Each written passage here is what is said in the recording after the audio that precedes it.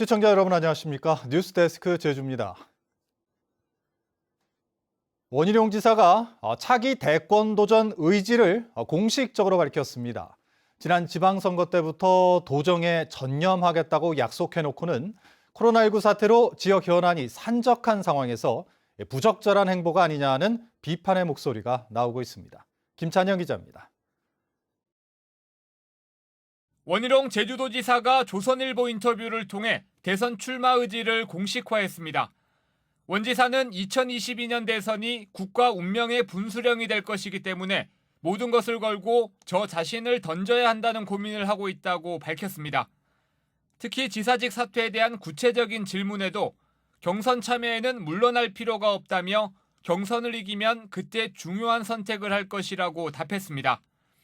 지난 18일 신동아 인터뷰에서 마다할 이유가 없다는 소극적 입장에서 도전 의사를 공식적으로 밝힌 겁니다. 원희룡 지사는 그동안 대권 도전 질문에는 도정에 전념하겠다며 선을 긋는 발언을 이어왔습니다.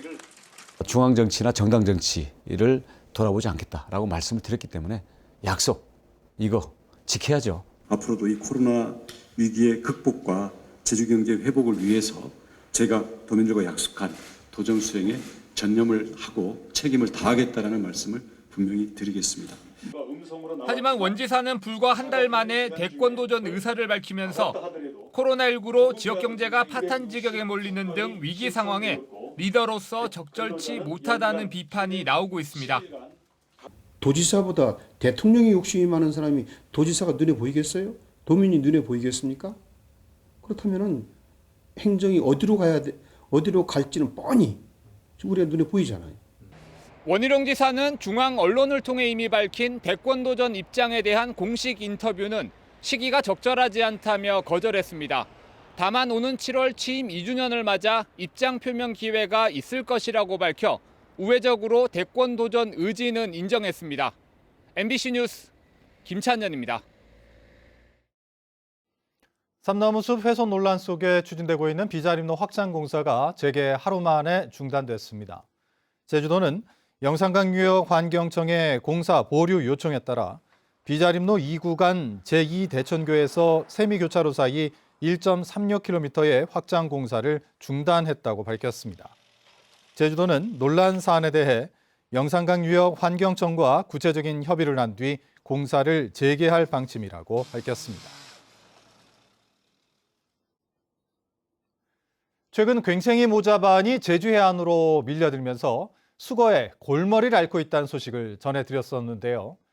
제주도는 수거한 괭생이 모자반을 퇴비로 활용한다는 계획이지만 효과는 검증되지 않아 처리에 한계가 우려됩니다. 김항석 기자입니다. 해안도로를 따라 갈색 괭생이 모자반 덩어리가 긴 띠를 이뤘습니다. 파도에 밀려들면서 갯바위까지 온통 괭생이 모자반으로 뒤덮였습니다. 아름다운 해안 풍경을 보러 온 시민들은 인상을 찌푸립니다. 자주 다니는데 여기 냄새가 심하고 미관상 보기에도 안 좋고 그래서 빨리 치워졌으면 좋겠어요. 수거된 괭생이 모자반은 포대에 담겨 도로 한쪽에 가득 쌓였습니다.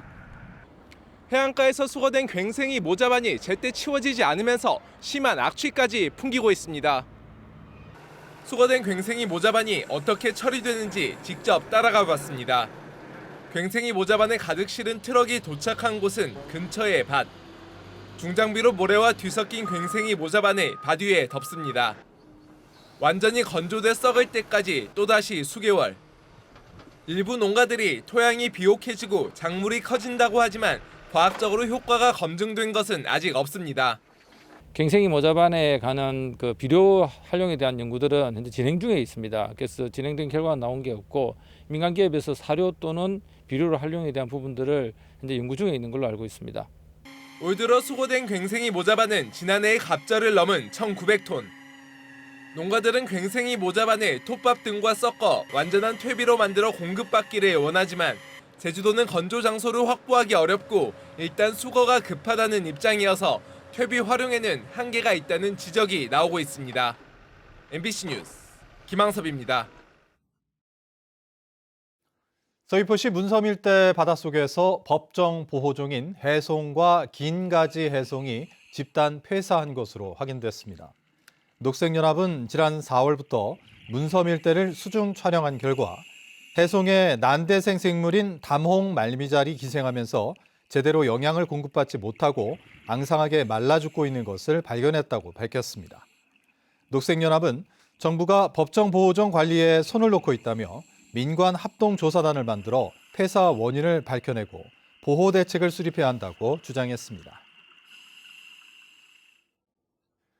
농업법인들이 농사는 뒷전인 채 땅 장사를 하거나 아예 폐업하거나 소재지 불명의 경우가 많아 논란이 되고 있는데요. 실태 조사를 해보니 절반을 넘는 곳이 엉터리 법인으로 드러났습니다. 박성동 기자입니다. 농업법인으로 등록된 한 사무소. 찾아가 보니 농업 관련 사업은 찾아볼 수 없고 실제로는 부동산 개발업을 하고 있습니다.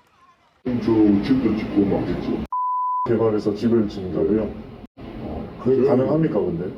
당연히 이제 주택 매매도 있고 하는데. 제주도가 도내 농업법인 2,900여 곳을 조사한 결과 정상 운영되는 곳은 절반도 되지 않았습니다. 사무실 소재조차 알 수 없는 곳이 500여 곳이나 됐고 농업인 수나 출자율 미달 등 설립 요건을 어긴 것도 230여 곳으로 나타났습니다. 또 1년 넘게 문을 닫거나 농사가 아닌 부동산 중개업 등에 주력하는 곳도 240여 곳이나 됐습니다. 농업법인을 설립해 등록하면 보조금이나 각종 세금 감면 혜택을 받을 수 있어 이를 노리고 회사만 세운 뒤 실제로는 제대로 운영하지 않는 경우가 많은 겁니다. 농업회사법인이 난립하다 보니 우리 행정에서도 좀 관리하는 데가 문제가 있고 그래서 실태 조사를 했고 480곳에 대해서는 행정처분을 이제 청문 절차를 통해서 제주도는 농업법인 명의를 이용해 농지매매 차익을 챙기는 등 부정한 방법으로 이득을 본 사실이 확인되면 형사 고발하겠다고 밝혔지만 허술한 관리 감독에 대한 비판은 면하기 어려워 보입니다. MBC 뉴스 박성동입니다. 오라 관광단지 개발 사업에 대한 제주도의 자본검증 위법성 여부에 대한 경찰의 수사가 속도를 내고 있습니다. 제주 서부경찰서는 원희룡 지사를 직권남용 혐의로 고발한 박용조 전 JCC 대표를 지난달 24일 소환 조사했고 담당 공무원들도 참고인 자격으로 조사한 것으로 알려졌습니다. 경찰은 다음 달 초에 수사를 마무리하고 사건을 검찰에 송치할 예정입니다. 최근 성착취 동영상을 대규모로 공유하면서 판매한 N번방 사건을 계기로 디지털 성범죄에 대한 우려가 높아지고 있는데요. 성착취 동영상으로 청소년들을 협박하고 성폭행까지 저지른 20대 남성이 경찰에 붙잡혔습니다. 조인호 기자입니다. 경기도에 사는 29살 B씨는 카카오톡 오픈 채팅방과 페이스북 메신저를 통해 청소년들에게 접근했습니다. 상담해주겠다, 이모티콘을 선물해주겠다며 호감을 산 뒤 신체를 찍어 보내달라며 사진을 받았습니다. SNS로 인적사항을 알아낸 뒤에는 직접 만나 강제로 성폭행하거나 돈을 주고 성매매를 했습니다. 실패하면 또 다른 휴대전화 번호로 1인 2역을 하면서 접근했습니다. 사진이 유포됐는데 삭제해주겠다고 한 뒤 내 돈을 들여 삭제했으니 보답하라며 협박했다는 것입니다.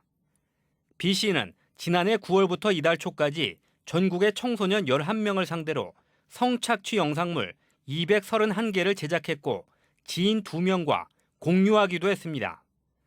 피해자들은 중학교 1학년부터 고등학교 2학년까지 다양했고 경찰은 한 피해자로부터 신고를 받고 B씨를 구속했습니다.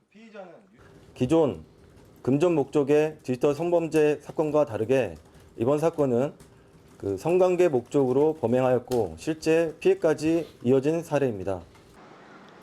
제주지방경찰청은 B씨를 비롯해 N번방 성착취물을 판매하거나 오픈 채팅으로 만난 청소년의 신체 영상을 찍은 디지털 성범죄 사범 13명을 검거했습니다. 경찰은 피해자들을 보호하기 위해 변호인 선임과 심리 상담을 지원했고 불법 촬영물은 삭제해 추가 피해를 막겠다고 밝혔습니다. MBC 뉴스 조인호입니다.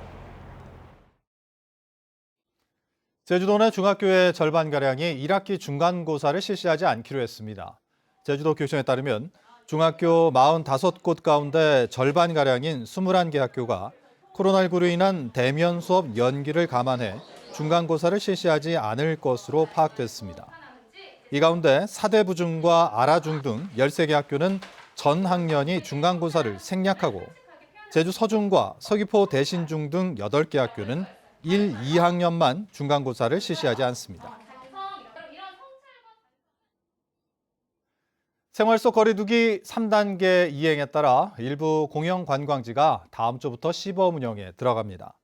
제주도 돌문화공원은 다음 달 4일부터 부분 개방을 시작해 단체 관람과 문화해설 등은 금지하고 실내 공간은 관람 인원을 시간당 200명으로 제한해 운영할 계획입니다. 제주도는 박물관과 미술관 등 다른 공영 관광지도 입장객을 사전 예약제로 받고 다음 달 22일부터는 개방을 확대할 방침입니다. 벌크 시멘트 트레일러 노조와 시멘트 업체 간 교섭이 합의를 보지 못하고 마무리됐습니다. 오늘 제주도 중재로 열린 2차 실무 교섭에서 노조 측은 안전 운임에 대해 10%의 인상안을 제시했지만 시멘트 업체 측은 과도한 요구를 하며 수용 불가 입장을 밝혀 협상이 결렬됐습니다. 양측은 다음 달 2일 3차 교섭을 진행하기로 했습니다. 제주 신화월드 호텔과 테마파크 직원들이 노동조합을 설립했습니다. 민주노총 제주지부와 신화월드 LJDC 지부는 오늘 출범 기자회견을 갖고 신화월드 호텔과 테마파크에서 지난 3년 동안 임금 동결과 휴직, 휴가 강요 등 노동 탄압이 이루어졌다며 노동자 권리 향상에 힘쓰겠다고 밝혔습니다. 제주 신화월드에는 300여 명이 근무하는 카지노 부문에서 지난해 첫 노동조합이 설립됐고 이번에 출범한 호텔과 테마파크 부분에는 900여 명의 직원들이 소속되어 있습니다. 제주지방법원 제1형사부는 제자를 성추행한 혐의로 기소된 전 제주대 교수 48살 김모 씨의 항소심에서 1심과 같은 징역 6개월에 집행유예 2년을 선고했습니다.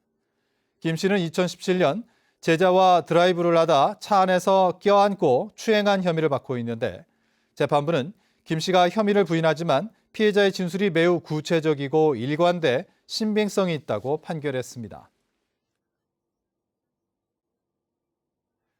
제주문화예술재단 신임 이사장에 이승택 씨가 임명됐습니다. 원희룡 지사는 오늘 오후 집무실에서 제10대 문화예술재단 이사장으로 이승택 전 제주도 도시재생지원센터장에게 임명장을 수여했습니다. 이와 관련해 제주민예총은 성명을 내고 원희룡 지사가 자신의 선거 캠프에 합류했던 이승택 씨를 이사장으로 임명하는 것은 선거 캠프 출신에 대한 전형적인 낙하산 보은 인사라고 비판했습니다. 제주외고 운영위원회는 제주외고의 일반고 전환에 대한 공론화를 철회해야 할 것을 요구하는 청원서를 제주도의회에 제출했습니다. 이들은 청원서에서 제주도교육청은 일방적인 공론화 추진을 철회하고 제주외고를 영어교육도시 국제학교 수준의 국립국제화교육 중점학교로 발전시킬 계획을 수립하라고 주장했습니다. 제주 뉴스를 마칩니다. 고맙습니다.